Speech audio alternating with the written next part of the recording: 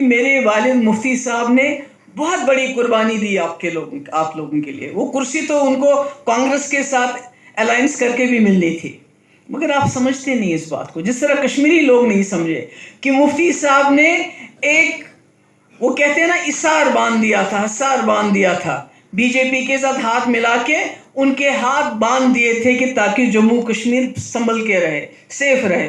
और शायद कश्मीर में भी लोगों को समझ नहीं आई, अदरवाइज इसको जम्मू कश्मीर के हालात बहुत मुख्तलिफ होते। और ये जो 2019 में हुआ, तो ये क्या वजह थी? महाराजा जी जो थे, जिन्होंने यहाँ ये जो हमारी नौकरियां, हमारे रिसोर्सेस, हमारी रेत बाजरी, ये कहा था कि ये जम्मू कश्मीर के लोगों के लिए क्यों कहा था? ऐसे तो नहीं कहा था। उनकी सोच उस वक्त ये थी कि जम्मू कश्मीर एक मुख्तलिफ रियासत है, ये एक छोटा सा हिंदुस्तान है, हिंदुस्तान के अंदर एक छोटा सा हिंदुस्तान है और उसको संभालना है। It's an idea of India.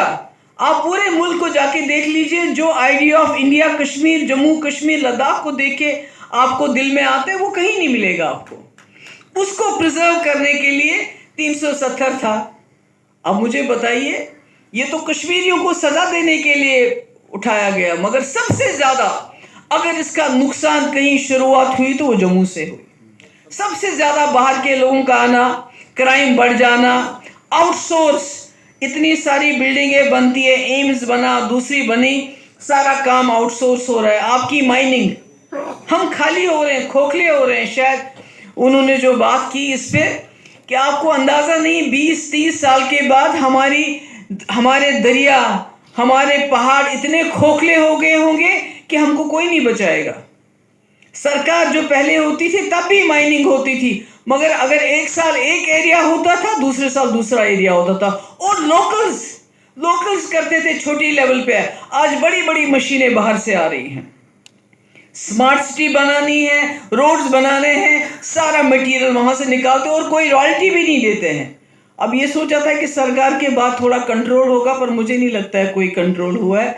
मगर मैं आप सब जम्मू के लोगों को ये बताना चाहती हूँ कि मेरे वालिद मुफ्ती साहब ने बहुत बड़ी कुर्बानी दी आप लोगों के लिए। वो कुर्सी तो उनको कांग्रेस के साथ अलायंस करके भी मिलनी थी, मगर आप समझते नहीं इस बात को, जिस तरह कश्मीरी लोग नहीं समझे कि मुफ्ती साहब ने एक, वो कहते हैं ना, इसार बांध दिया था बीजेपी के साथ हाथ मिला के उनके हाथ बांध दिए थे कि ताकि जम्मू कश्मीर संभल के रहे, सेफ रहे।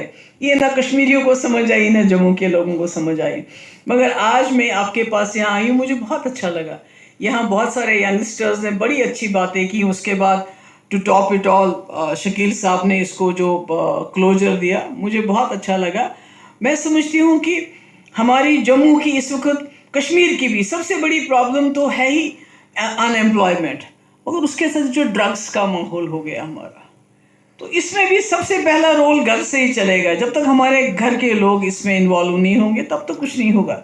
ये भी कहा, शराब यहाँ बहुत ज़्यादा है, मगर ठेके बाहर वालों को पीने वाले हम जम्मू के लोग हैं ना।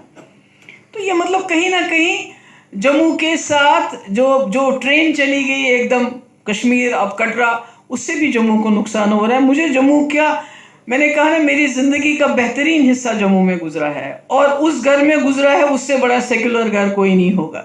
और हम समझते नहीं थे, मुझे ईद के साथ साथ होली की इंतज़ार होता था कि होली कब आएगी। मैंने डोगरा साहब के घर जाके, विजय डोगरा मेरी फ्रेंड है, उसके घर में वहाँ होली खेलनी है। तो हमने एक अलग जम्मू देखा है, और आज भी जम्मू वैसा ही है।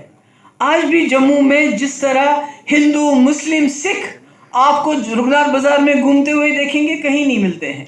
तो इसलिए मेरा आज यहाँ आप लोगों के साथ ये बात करने का यही था कि मैं आपसे, मुझे मुश्किलात तो मालूम है, मुझे ट्रांसपोर्टर्स मिलते हैं यहाँ जो माइनिंग के साथ बेचारे, ट्रक वाले, टिपर वाले, ऑटो वाले, सब मिलते रहते हैं अलग अलग से। स्टूडेंट्स ओपन मेरिट के, ओपन मेरिट में अब ये बड़ा डाइसी सवाल है, उसमें हमारा है आबादी के हिसाब से आप लोगों को अपना हिस्सा दे दो, जितनी जिसकी आबादी। अगर रिजर्वेशन वालों की आबादी ज्यादा है, उसमें कहीं बढ़ाने की जरूरत, बढ़ाइए, मगर जो ओपन मेरिट वालों की आबादी है उनको उस हिसाब से दे दीजिए, ताकि किसी को ना लगे हमसे नाइंसाफी हो रही है। खासकर जो इकोनॉमिकली बैकवर्ड है, किसी ने यहाँ बताया कि कोई किसी की 12 लाख आमदनी है, उसको भी इस वक्त भी चौथी पांचवी पीढ़ी उसको मिल रहा है, मगर किसी की आमदनी 2 लाख भी नहीं है, वो बेचारा कहाँ जाए। I think there needs to be some kind of commission who can sort it out. तो बाकी मैं आप सब लोगों की बहुत शुक्रगुजार हूँ, आप यहाँ हैं। और इस बच्ची ने वॉशरूम्स के बारे में बेटा आपने बात की, तो मुझे ये बात याद है, मैंने आपने पहले भी किसी ने मुझसे जिक्र किया था। हम कोशिश करेंगे जो हमसे हो सकेगा इसके बारे में बात करें। फिर से आप सब लोगों का शुक्रिया मैं अदा करना चाहती थी। हम तो रोज़ बोलते हैं, पॉलिटिशियन तो हम रोज़ बातें करते हैं, मगर मैं आज आपसे आपकी समस्या और उसका सोल्यूशन, सब सोल्यूशन तो एकदम नहीं आएंगे, पर मैं समझती हूँ कि हम कंटिन्यू करेंगे। डोडा की किसी ने बात की, मैं डोडा भी जाऊँगी, मैं राजौरी भी जाऊँगी, मैं हर जगह जाऊँगी, और इसी तरह हम आप लोगों से बात करेंगे। आपके आने का, खासकर जो सीनियर्स हैं, बहुत बहुत शुक्रिया, आप तशरीफ लाए। आजकल जो प्रोग्राम है, हमने कश्मीर में भी कटबात शुरू किया, यहाँ गलबात, क्योंकि लोगों को सुनवाई नहीं हो रही है, कहीं लोगों को बहुत मुश्किलात हैं, बेरोजगारी को लेके, ट्रांसपोर्टर्स को अलग प्रॉब्लम्स हैं, माइनिंग को लेके अलग प्रॉब्लम्स हैं, जो इंडस्ट्री है उसको लेके अलग प्रॉब्लम है, ड्रग्स को लेके अलग प्रॉब्लम है, बहुत सारी प्रॉब्लम्स है। खासकर 2019 के बाद जम्मू में एक फ्लड गेट खुल गया है, बाहर से लोग आ रहे हैं, क्राइम बढ़ रहा है, लोगों का कारोबार जो है आउटसोर्स हो रहा है, बाहर के लोगों के पास जा रहा है। यहाँ लोग जो हैं दिन ब दिन जम्मू के लोग बदहाली का शिकार हो रहे हैं। इसलिए हम लोगों की बात सुनना चाहते थे, क्योंकि हम जानना चाहते हैं कि लोग क्या सोच रहे हैं, और लोगों से पूछना चाहते थे कि आप बताइए क्या सोल्यूशन है, हम क्या कर सकते हैं, पीडीपी एज अ पार्टी क्या कर सकती है जिससे जम्मू के लोगों के जो मुश्किलात हैं उनको कम किया जाए। डेली वेजेस के लिए हमने असेंबली में हमने बिल लाया, हमने रेजोल्यूशन लाया। अब नेशनल कॉन्फ्रेंस की सरकार उसको नहीं मानती तो हम क्या करें, हम फिर दोबारा करेंगे, उस पर कोशिश करेंगे। हमने ये भी कहा कि जहाँ 20 साल से किसी ने घर बनाया है, किसी गरीब ने, उसके घर को नहीं तोड़ा जाना चाहिए, उसके लिए बिल लाया। आपने देखा डेमोलिशन हो रही है, खासकर जो गुजर शेड्यूल ट्राइब, उनके घर तोड़े जा रहे हैं। अभी जो यहाँ था वो जर्नलिस्ट डेंग, अरफाज डेंग, उसका घर कैसे तोड़ा गया, तो हमने ये भी लाया था। पर अब सरकार उस पर कार्रवाई नहीं कर दी, तो हम मजबूर करेंगे सरकार को, जो हमने आज यहाँ से फीडबैक लिया उसके ऊपर अमल होना चाहिए, ताकि जम्मू के लोगों को कुछ तो सहूलियत मिल जाए। जो हरपाल सिंह जी हैं, जो CEO हैं उसके, तो मैं उनकी बात पे ज़्यादा यकीन करना चाहती हूँ। वो नॉन पॉलिटिकल है।